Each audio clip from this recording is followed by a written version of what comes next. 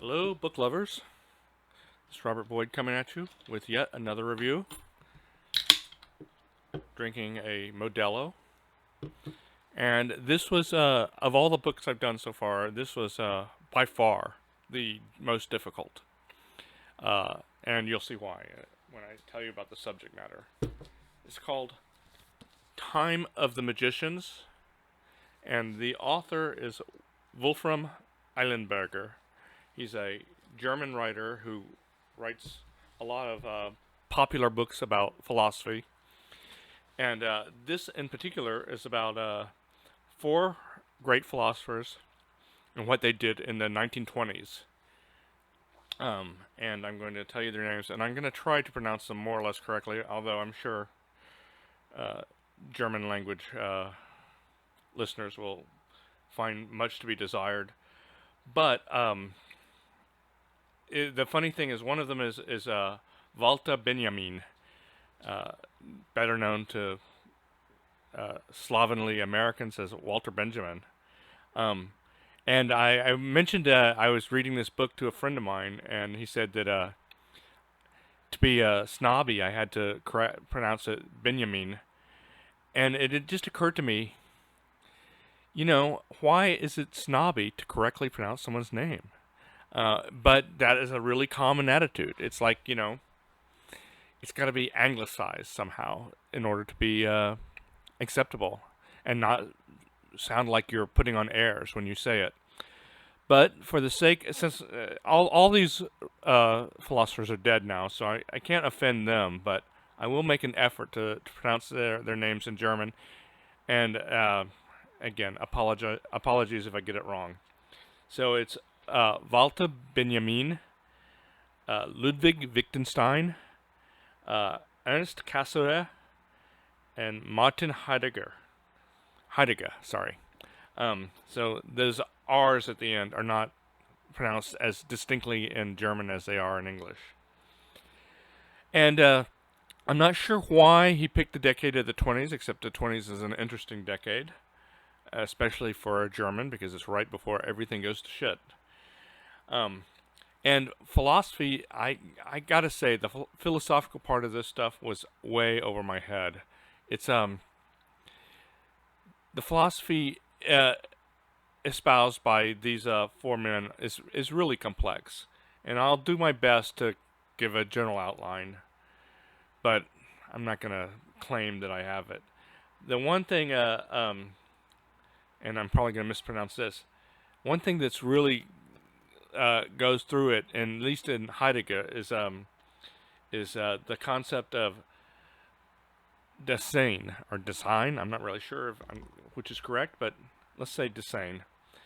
And it has a mean. I think it literally translates as existence, but I think from his point of view, it meant the existence of a being in the world, specifically a person, because only entities that for whom being actually mattered. So entities that didn't have language, like animals, don't have Dasein.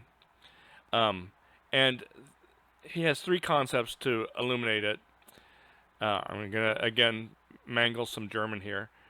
Zug, Zeug, which is German for equipment. Angst, which means anxiety, and Tod, meaning death. And one thing about beings that have Dasein is that they're aware of death. And time has for him, time is not a physics concept. It's not, he's not Einsteinian. It's the flow of experience as perceived by Dasein. And Eilenberger defines this insight as the spirit of the 20s, and he compares that to a lot of different artworks that were created in the 20s. So a little background on each of these guys. Wittgenstein was born in Austria to an extremely rich Austrian family. He was raised Catholic, but he has three of his grandparents were Jewish, and he has had a very tragic family. Three of his brothers committed suicide, but he loved his sisters, and two of his sisters were painted by Klimt, which kind of lets you know how wealthy they were, that they could afford to have their portraits painted by one of the greatest painters of all time. And I'll show these two paintings. Um, he got at first he wanted to study music, but then he got interested in mathematics and specifically in logic. And he studied at Cambridge under Bertrand Russell before World War One. But when World War One broke out, he enlisted as a corporal because he wanted to be like on the front lines as a fighting man, and not as a rich dilettante, which he still was. And he ended up getting promoted to lieutenant, and he was captured by the Italians and was put into a POW camp, and spent 9 months there as a POW. And then while he was in prison, and I think before, he worked on his magnum opus, a book called Tractatus Logico-Philosophicus. And again, I'm probably mispronouncing that, but the name was actually suggested to him by an English philosopher, G.E. Moore, because there's a book by Spinoza that has a similar title, and he thought, because Wittgenstein was dealing so heavily with logic and language, he thought logico would be good in it. Now, Cassirer was born in Breslau, which I don't really know where Breslau is. I know it's in Germany. He became the chair of the philosophy department in Hamburg, and he stayed there until the Nazis came to power. Heidegger, he was born Roman Catholic in 1889, and he of all of them, he lived the longest. He died in 1976. He studied theology before switching over to philosophy. And Walter Benjamin was born in 1892 in Berlin, and he came from a well-to-do family, but not as rich as the Wittgensteins, who were millionaires.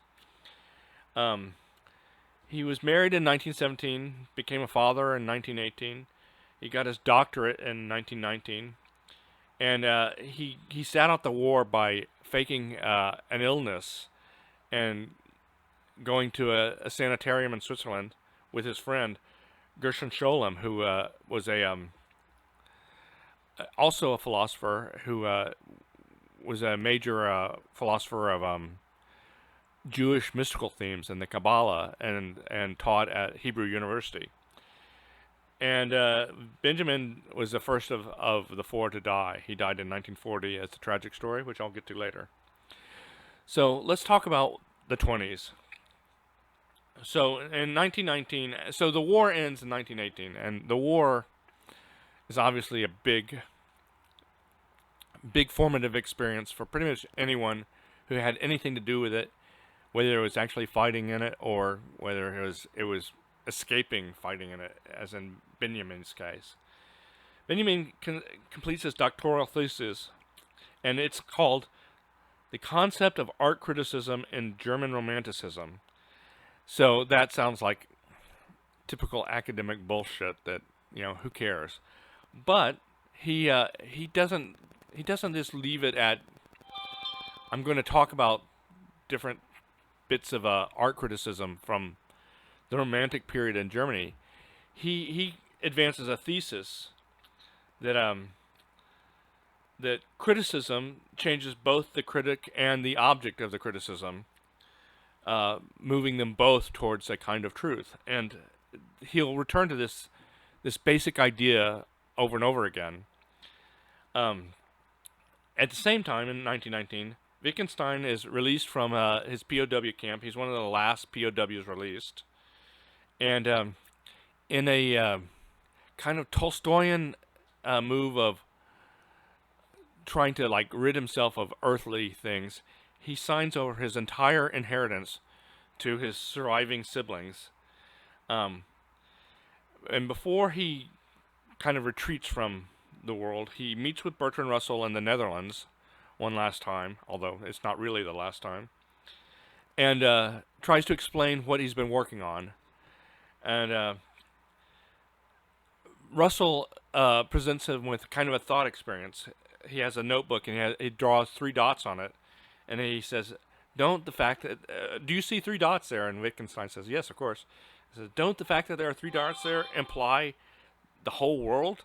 And Wittgenstein says, "No, no. The world is just too big a concept to be implied or even spoken of. That those three dots imply that piece of paper that they're on, nothing more." And that kind of baffles Russell, but he accepts it. He accepts it that as Wittgenstein thought. So in 1920, Wittgenstein, as I said, he's withdrawn from the sort of material world, and he begins teaching primary school in Trottenbach, a rural Austrian town. And he basically says the people he's teaching and more importantly their parents are barely more than animals, which is shows his kind of upper class disdain for them. Cassirer, who's already a professor at the University of Hamburg, sees the library of Abi Warburg, and Abi Warburg is one of these. He's an art historian, but he's also a super rich dilettante. His family establishes a major bank in Europe, and Warburg creates this gigantic library that's organized by his own principle, and the principles of it basically deal with symbolism and myth, which is right up Cassirer's alley, is what he's really interested in. And Cassirer will spend the next 10 years researching in Warburg's library. Then at the same time, same year, Benjamin translates Charles Baudelaire's Tableaux Parisiens, and his preface to the translation is an essay called The Task of the Translator, which is apparently a classic Benjamin essay. And as in his thesis, the concept of art criticism and German Romanticism, the translator, like the critic, becomes the creative co-creator of the work that he's translating. And I like that idea a lot. I mean, it's one thing that Borges also said, that the act of translation creates a third work, and he particularly used the Rubaiyat of Omar Khayyam as his example.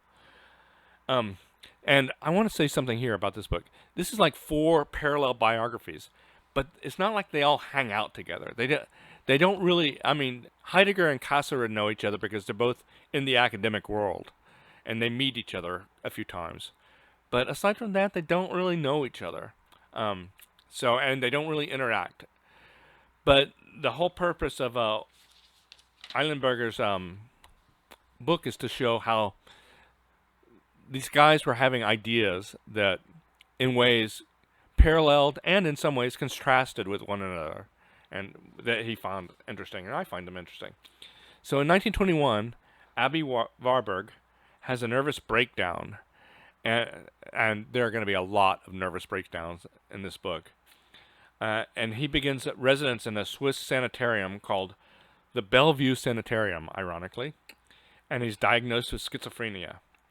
So Cassirer is still in Warburg's library, but now his patron is feeling like everyone is trying to poison him in a sanitarium in Switzerland. In 1921, Wittgenstein's book, which he had been working on during the war, Tractatus Logico-Philosophicus, is finally published in German. It has 7 propositions and numerous sub-propositions. It's brief and concise. It's 75 pages long, and when he mentions that to his publisher, he says, "Sorry, it can't be any longer, but there's literally nothing else I can write." And it ends with one of the most famous lines in philosophy. which is whereof one cannot speak, thereof one must be silent.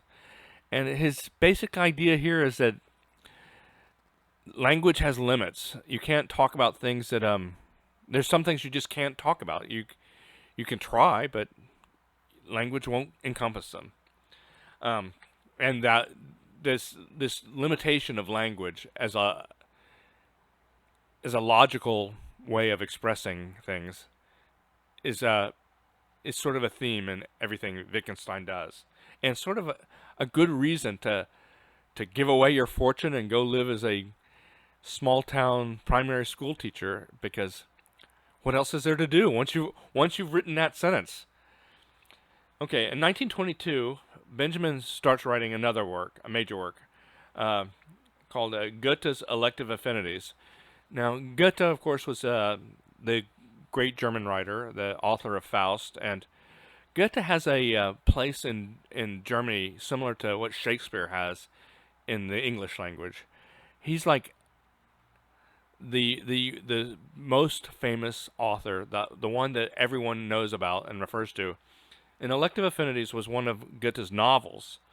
And so for us, for Americans, it's going to seem a bit obscure, but really every German school child knows what Elective Affinities is and knows what the basic plot is. But here, this was another attempt at an attempt at a postdoctoral thesis, because Benjamin was trying desperately to get into academia so he'd have a steady income for his growing family. But in this case, he's not writing a critical book about Goethe's novel. I mean, it is, but he's actually writing a critique and an examination of the conception of bourgeois marriage. So Benjamin does this all the time, and it did it with the Baudelaire book, where he'll take a subject that he's in theory writing about, and then write something that's much broader and much more general and diffuse than the subject matter would seem to call for. And also in 1922, Tractatus Logico Philosophicus is published in English. Wittgenstein moves in 1923. He moves to a new town called Puckberg in the Schneeberg Mountains, wherever those are, somewhere in Austria.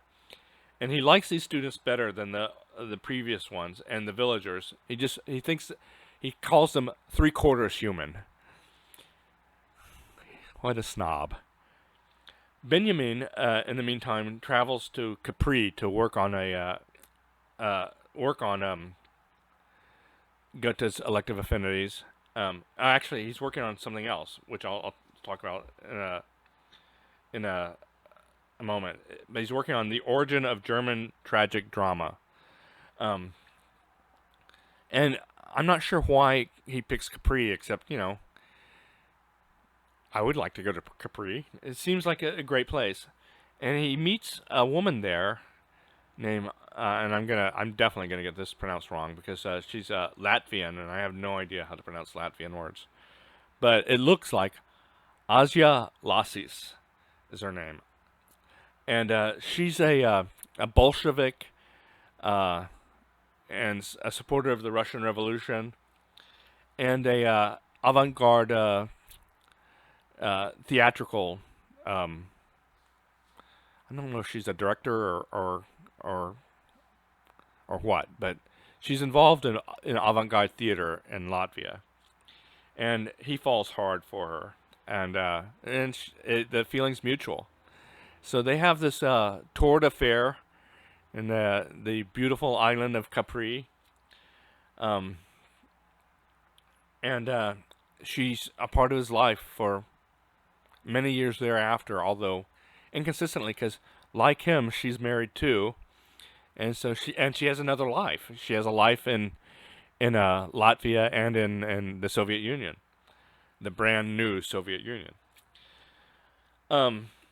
Cassirer starts working on his major book, which he's influenced by the Warburg Library, and it's called The Philosophy of Symbolic Forms.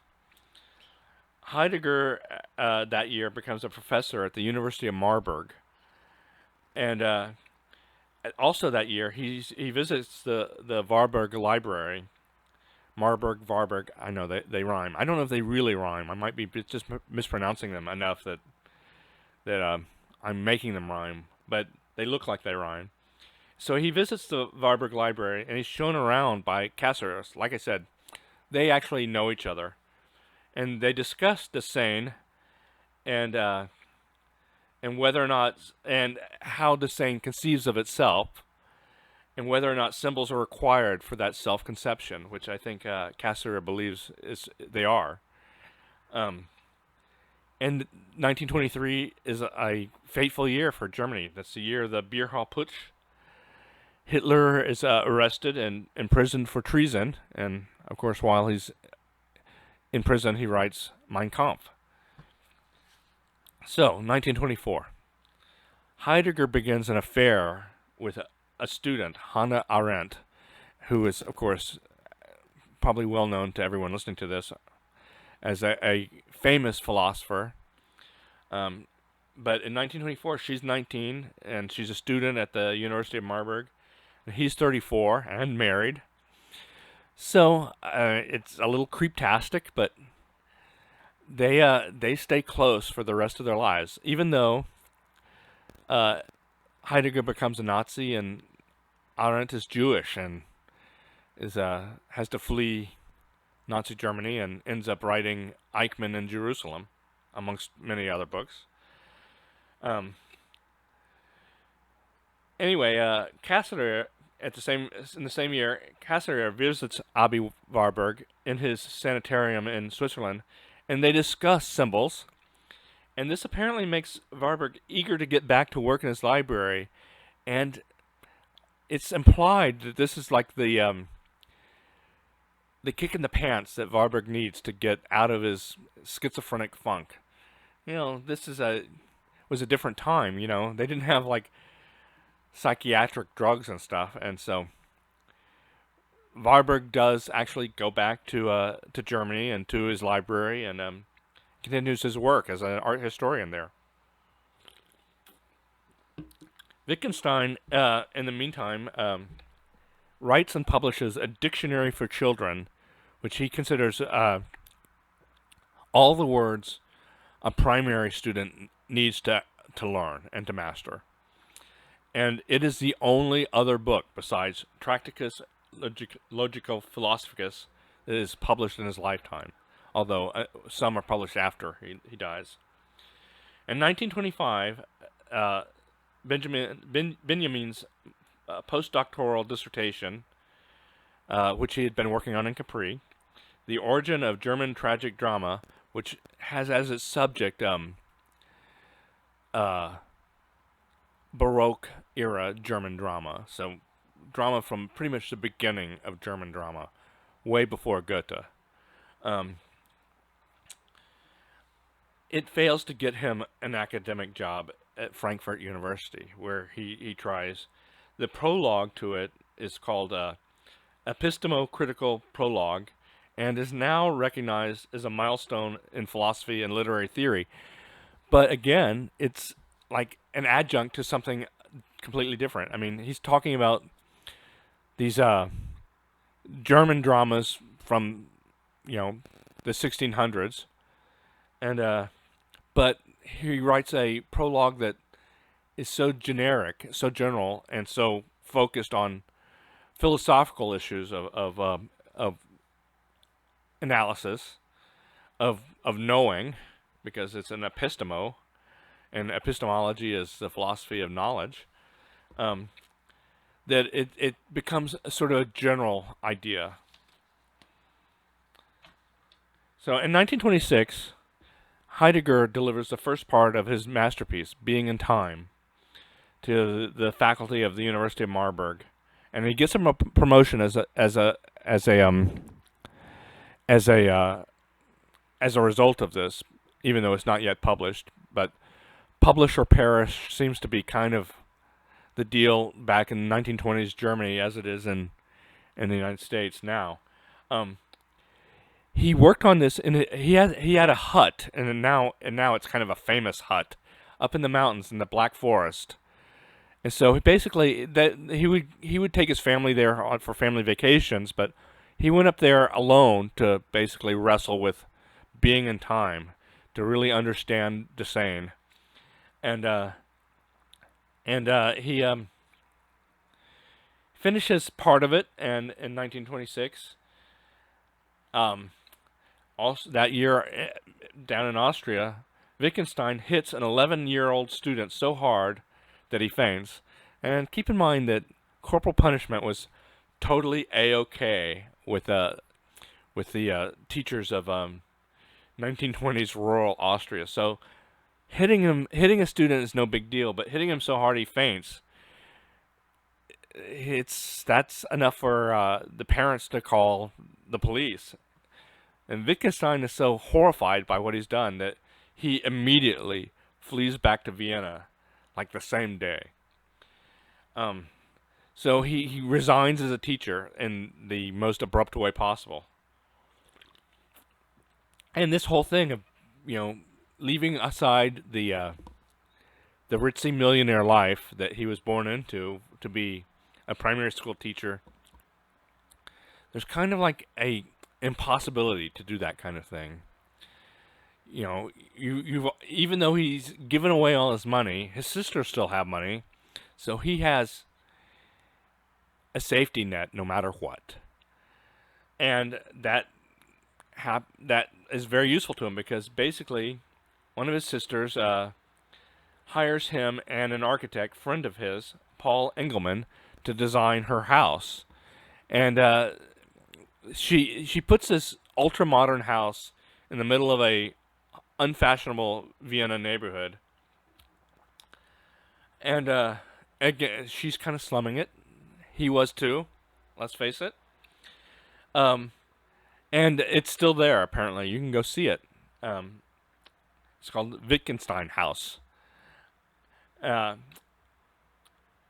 anyway, Benjamin, after his failure with to get an academic job, he starts writing little vignettes about his life and about life in general, and called One Way Street. And he finishes writing it that year in Paris. He travels down to Marseille, and he's alone in a hotel room and he's contemplating suicide. But then he reads Tristram Shandy, the English novel, the very silly English novel, and it apparently lifts his spirits and decides not to kill himself. And then he gets word that Asia Lassis has had a nervous breakdown. Like I said, this happens a lot in this amongst these people. And she's in a sanitarium in Moscow, so he travels to Moscow to see her. And it's an awkward visit because he doesn't know Russian, and he has to stay with her husband. And her husband has a lot to do. He's also a theater guy. I think he's a theater director, and he's doing programming in Moscow. In 1927, Benjamin travels to Paris. He meets with his old friend, Gershom Shalom, who is now a professor at Hebrew University, which has just been established in Palestine. And he also meets Shalom's boss, who's traveling in Paris, the chancellor. And they all three discuss the possibility of him coming to teach philosophy there, which he is eminently qualified to do, except for the fact that he doesn't know Hebrew. So for Benjamin to migrate to Palestine, he would have to teach himself Hebrew. He's capable of doing it, but it does seem hard. He does try. He takes Hebrew lessons, but it never masters it and doesn't ever make it to Palestine. And the intellectual history of the 20th century would be different if he hadn't made it. In 1927, Being in Time, the entire work is finally published in German, And Heidegger is informed by the government that he now has full professorship, which I guess the government is in control of who got named a professor and so on. His teacher was a philosopher named Edmund Husserl, and Husserl was famous for developing a philosophy called phenomenology, which I'm not gonna try to explain what phenomenology is. Husserl didn't invent the word. I think I can't remember who invented it, but anyway, it deals with the structures of experience and consciousness. Yeah, so what do I know? I don't know what that means. But Heidegger admired him greatly because he'd studied under him, and Husserl essentially wants him to take his place because Husserl is a professor, head of the. He's a rector, which is higher than a professor. That's like a administrative position at the University of Freiburg, and so in 1928, Heidegger is appointed rector of the University of Freiburg, and Husserl retires. Benjamin finally sees One Way Street published, and it's not like a bestseller or anything, but it's a success. It's highly esteemed. Hermann Hesse is a fan apparently. His journalistic writing at the time is taking off. He writes criticism for Literarische Welt, which I guess is Literature World, and the Frankfurter Zeitung, which is basically the Frankfurter Times, a newspaper. So he's a member of the critical elite, including as one of his colleagues at the Frankfurter Zeitung, young Theodor Adorno. And Adorno really likes Benjamin and his way of thinking. And so the school of thought that Adorno is going to be the leader of, which moves to the United States as soon as the Nazis come over, Benjamin easily could have been the leader of that if he had survived. So while in 28, Benjamin becomes friends with Bertolt Brecht and his wife Helene Weigel. He introduces Asia Lasses to people like Brecht and Erwin Piscator and other artistic and intellectual elite members of late 20s Berlin, which has always seemed like a very exciting time. And Benjamin is starting to feel like he's part of something. He's not someone who's flinging himself around trying to desperately get a teaching job anywhere that will take him. Now, in 1929, there's a conference held every year for like 3 years at Davos University, which is another kind of newish university. And in 1929, Martin Heidegger and Ernst Cassirer have a debate, and Eilenberger goes into great detail about what they debated over. And apparently this debate in philosophical circles is considered like one of the key discussions of 20th century philosophy, where battle lines are laid down. But I confess, it mostly went over my head. In any case, Cassirer finishes his book, The Philosophy of Symbolic Forms. He's elected rector of Hamburg University. It's not such a great timing on his part because in a few years the Nazis will take over and he'll have to leave the country, but that's life. Wittgenstein is offered a teaching position at Cambridge, where he had studied, and to be eligible to teach, he has to have a PhD, which he doesn't. So he takes a verbal examination with Bertrand Russell and G.E. Moore. G.E. Moore is also a philosopher there. And after they, and let's describe it less as an examination than as a deep conversation amongst philosophers. And when they're done, he tells them both, don't worry. I know you'll never understand it. I mean, like, who gives a PhD to someone who ends their orals that way? But they did give him a PhD, and he becomes a professor at Cambridge. Benjamin, in the meantime, is beginning his Arcades project, which is never completed or published in his lifetime. And it has to do, again, he deals with a subject that seems specific and limited, and uses it as a launching pad for philosophical ideas. And the subject are arcades in Paris, which are basically open-air shopping malls that were created, I guess, sometime in the 19th century. And and he takes like guidebooks about the arcades and takes the phrases from the guidebooks and builds this whole superstructure around them. Anyway, that's the Arcades project, which he never finishes it. So, after 1929, after the 20s, Hitler becomes chancellor in 1933. Heidegger joins the Nazi Party and expresses pro-Nazi views in his speeches and writing, and is promoted to a rectorship, and becomes a bigwig in a Nazi university education system. And of course, this has stained his reputation since. Cassirer flees Germany with his family to Switzerland in 1933. After the stock market crash, Benjamin moved to Paris, and he never had.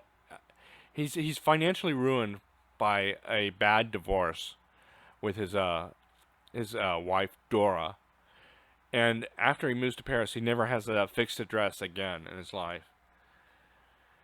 And in 1940, after the Nazis have invaded France, and it's been split into two, the Nazi occupied north and Vichy France in the south, he travels south and tries to cross the border.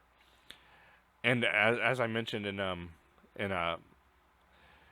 my report on the art of resistance, he does not make contact with Varian Fry, who successfully helps numerous intellectuals, German and French, across the border. Instead, he tries to do it with some friends, and he gets across the border, but is turned back by the Guardia Civil of Spain, and he, despairing, and he was already pretty suicidal. He takes morphine that he's taken with him in a hotel right near the border.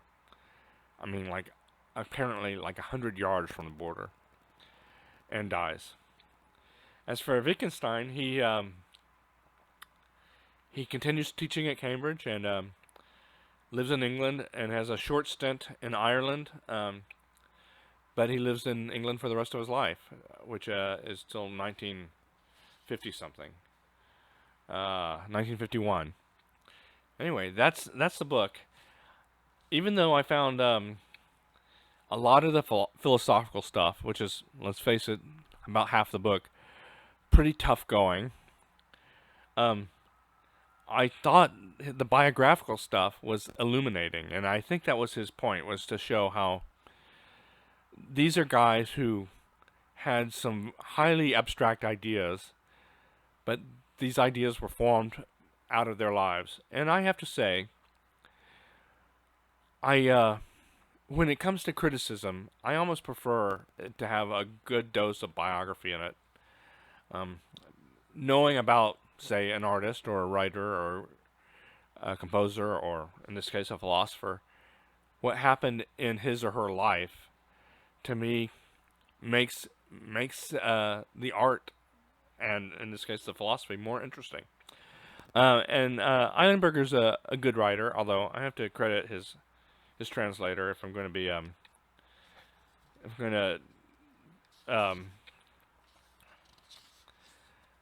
stay faithful to Walter Benjamin's ideas. Let's see, who did translate this? Translated by Sean Whiteside. Anyway, it's a new book. and I recommend it. And if you like philosophy, you'll probably get more out of it than I did. Thanks very much. Goodbye.